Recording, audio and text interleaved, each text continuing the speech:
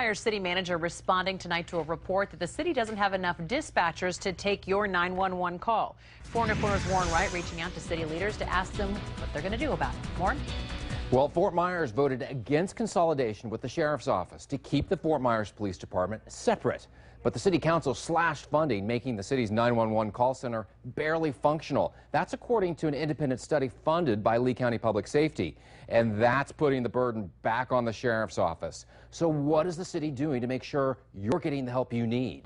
Fort Myers Police Department is answering 911 calls as fast as it can. But a new study reveals it may not be fast enough.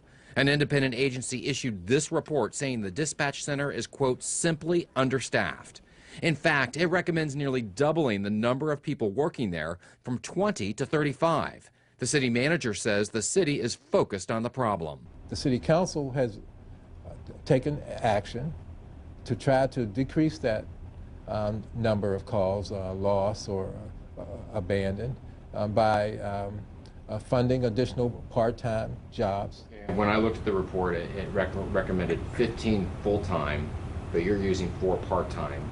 And you think it's working out? It's not ideal.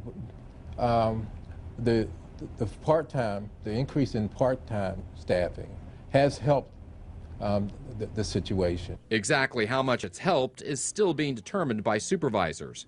But the city manager explains there is only so much the city can do. The cost of those positions is about $1 million.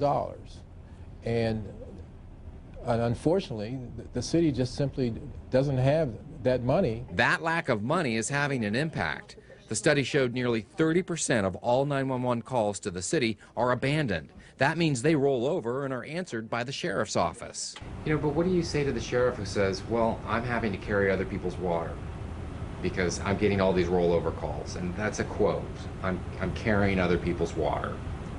The city doesn't want to be a burden on the sheriff's operation. Now, in the past, the sheriff has made it clear he will always respond to emergency calls. He just wants the county commissioners to understand the extra work his staff is required to do and the impact it has on their budget. Warren Wright, Fox 4, in your corner. All right, thank you.